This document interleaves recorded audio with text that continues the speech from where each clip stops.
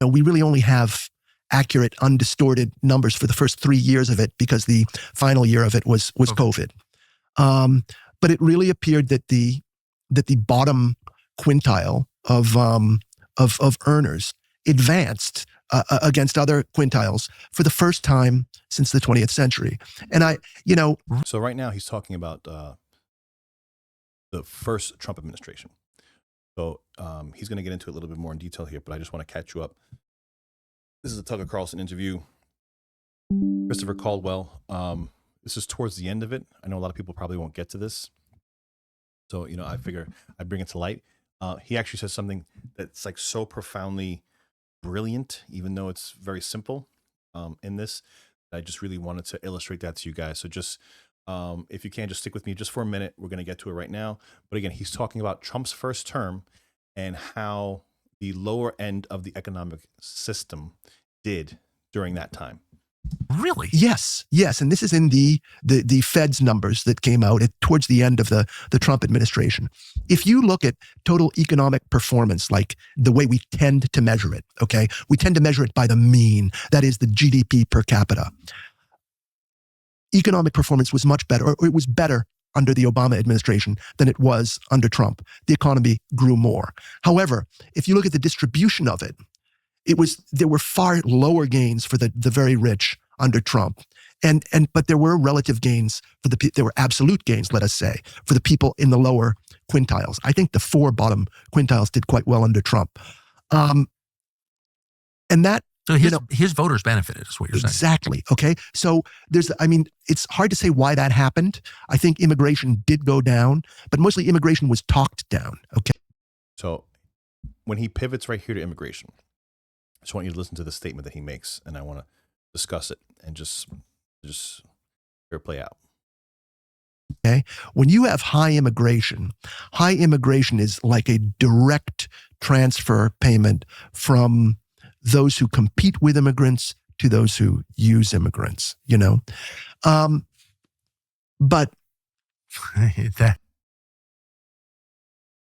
when I first heard that, it just kind of glazed over me. And then I sat back and you think about it. High immigration is a direct transfer payment. Let's hear that again. Because Trump administration.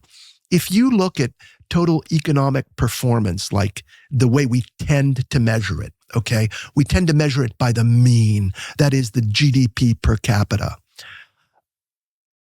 Economic performance was much better, or it was better under the Obama administration than it was under Trump. The economy grew more. However, if you look at the distribution of it, there were far lower gains for the very rich under Trump. But there were relative gains there were absolute gains, let us say, for the people in the lower quintiles. I think the 4 bottom quintiles did quite well under Trump.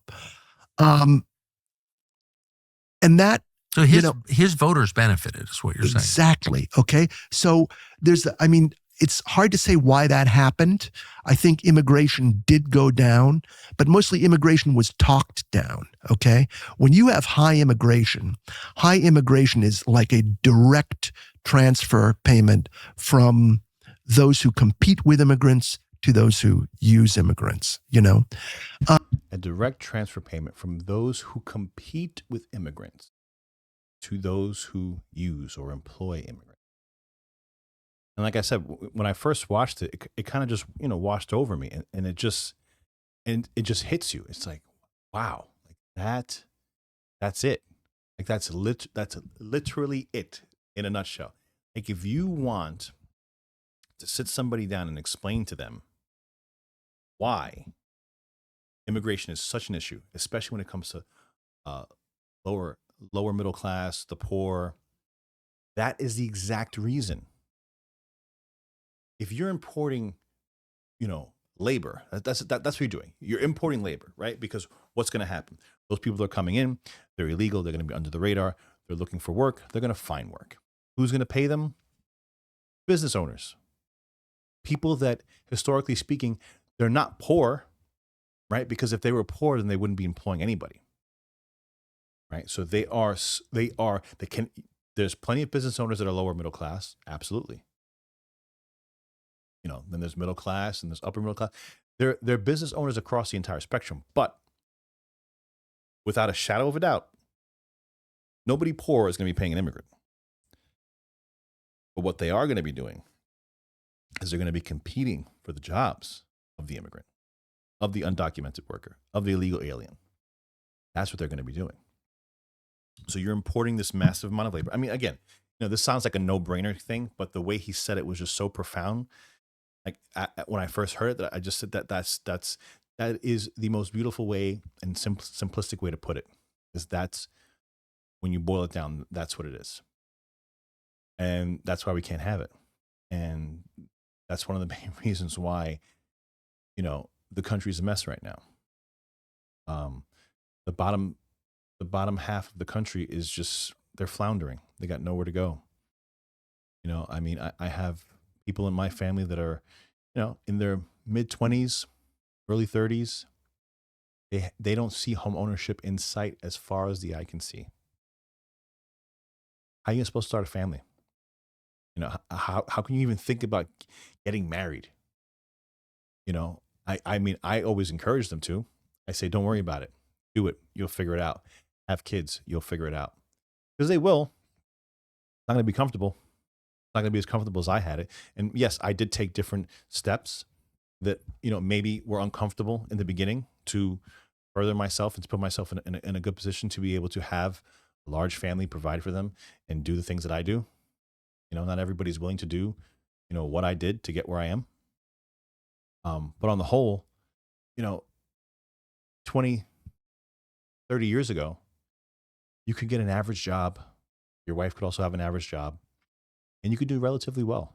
You can live I think it was maybe Shapiro that always said, you got to do three things, to be not poor, right? Finish high school, get a job, and don't have kids before you get married.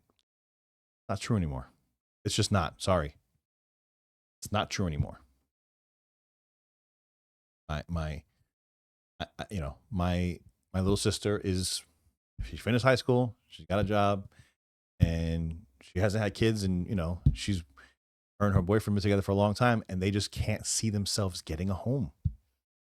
They can't see it.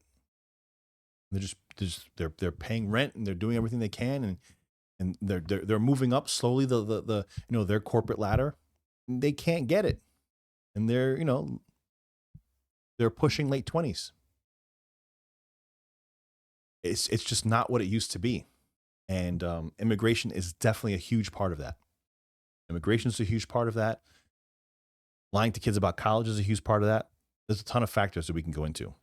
Guys, if you're still here, I keep always forgetting this shit.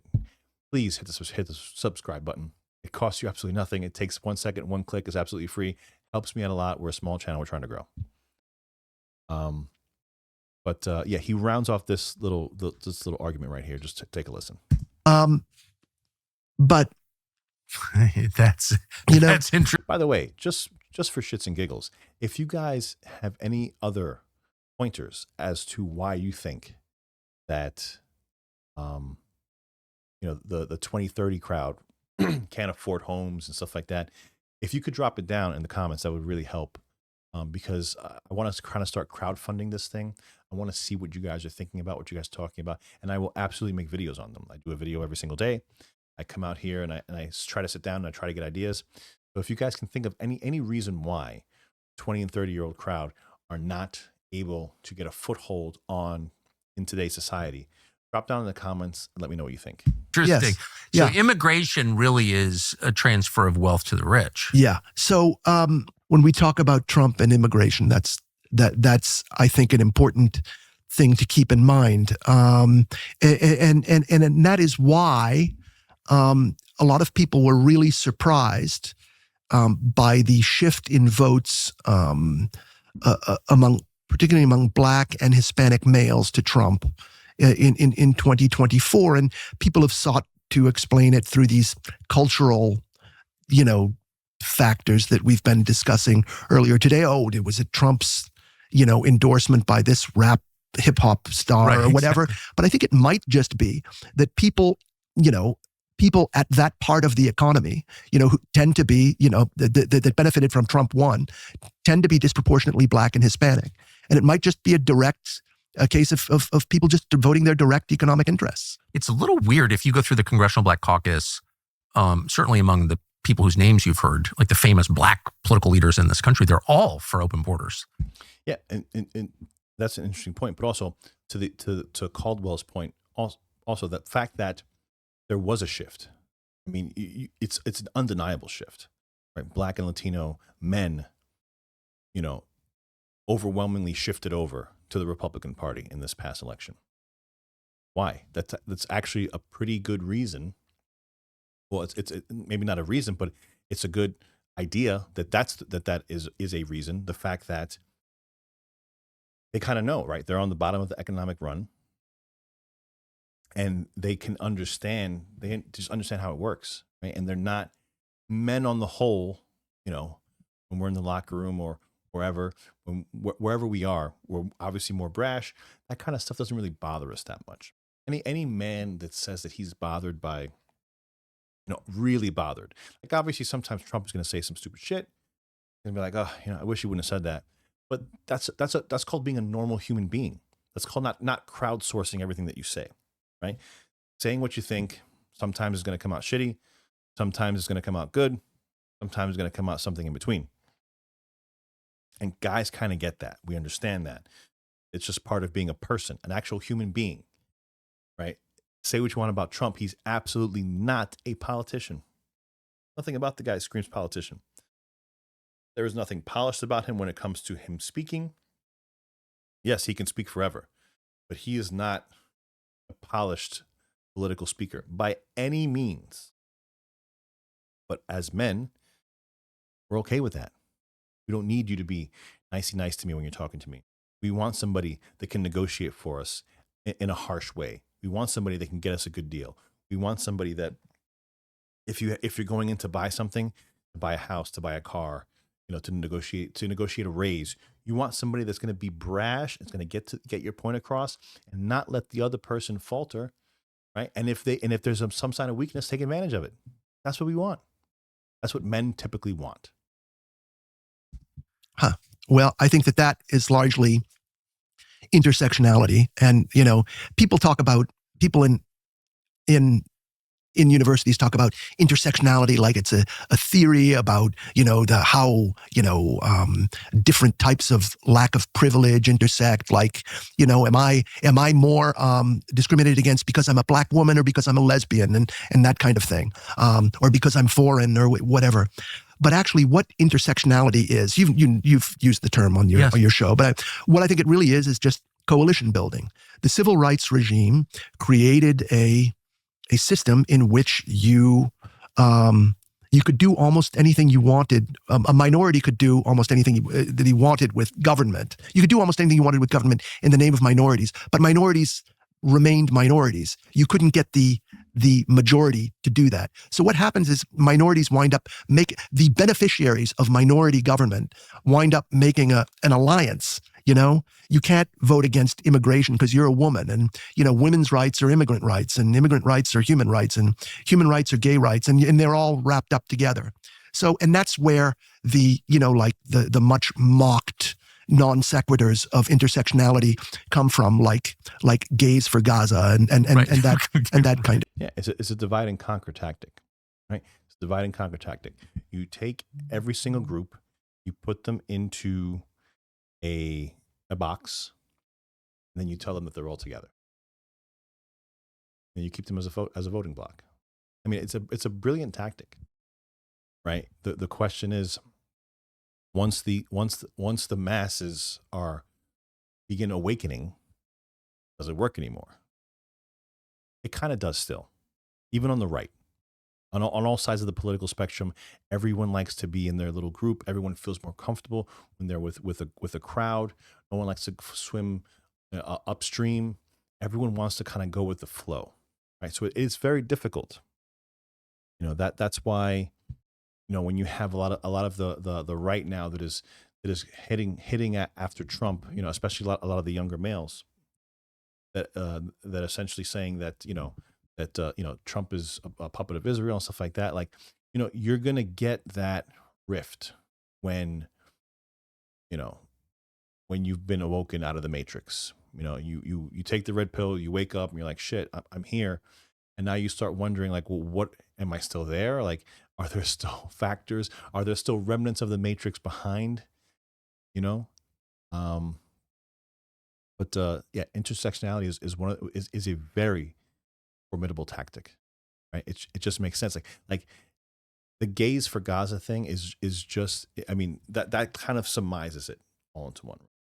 And I personally think that what's going on there is a travesty. It's horrible.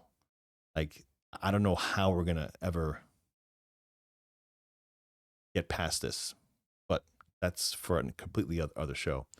But it really, it's, even though I don't, it just shows you how these parts that are completely separate, you just blend them all together and you vote with these people. That's it. You just put people in a box and they just continue to vote. It's sad. Of things. It's my favorite. Yeah. So, but really, you're just describing the Democratic Party. This Yes. is just like a theoretical overlay to justify retroactively a It is coalition. the Democratic Party is the party of the beneficiaries of the Civil Rights Act of 1964.